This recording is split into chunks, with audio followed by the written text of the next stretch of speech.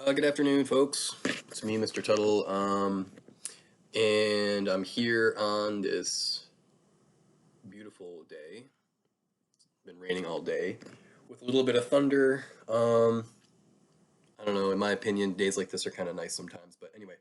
Um, so I looked through the work that you all submitted yesterday. So there was the position, velocity, acceleration practice problems. And some of those I know were pretty tricky. I posted the solutions, but I think I'm gonna kind of talk through some of them on a video like this in case that's helpful to get you to better understand what's going on with those. But then I also looked at the work that you did for the Galileo in the Garage video, in which I rolled a 3-ball down a ramp that I constructed. And so what I want to do is talk a little bit about the answers to the questions. Actually, I'm not here to give the answers to those, but I'm here to give you some help in thinking about how to answer those questions, especially question number 2, which is what was the constant acceleration of the ball as it went down the ramp. So let's see if I can do this. Yeah, okay, I'm gonna erase this stuff. What we know, and probably what may have happened is you looked at the video, you watched the video, and you made a good attempt, like everyone made a good attempt at answering that question. But then later on, when you started working on those practice problems, I think people may have realized, oh, now I'm getting a better idea about how to answer these kinds of questions. So I do want you to go back and check your work on that Galileo problem. Here's basically the situation. There's this ramp. Oh, there's this ramp. There's the floor. There's the ramp. It kind of goes like this, right? And the ball rolls down the ramp.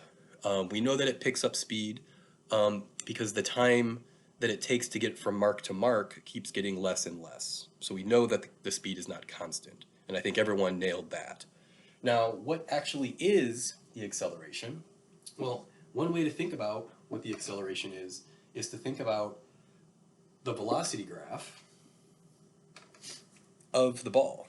Now, again, I'm not here to give answers. I'm here to just kind of give a general way of approaching this problem.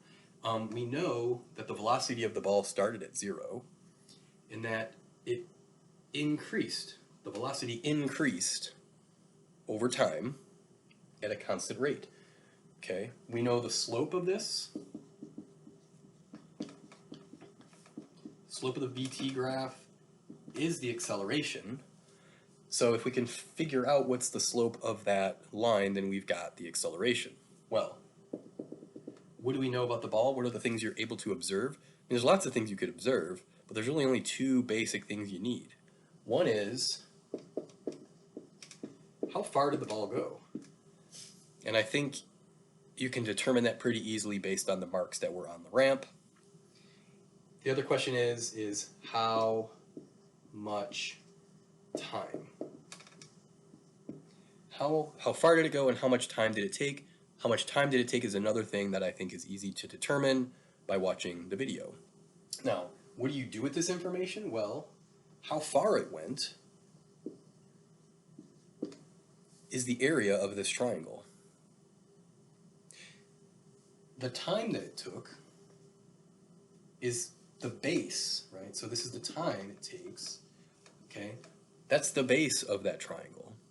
So what's unknown about the triangle is this. In other words, what was the total change in velocity of the ball as it went from a resting position to at the bottom of the ramp where it was at its maximum velocity? Well, I don't know. It's kind of hard to determine how fast it's going, but if you know the area and you know the time, you can get the height of that triangle by solving that equation. You know this, so you can solve for this. And guess what? If you can solve for that,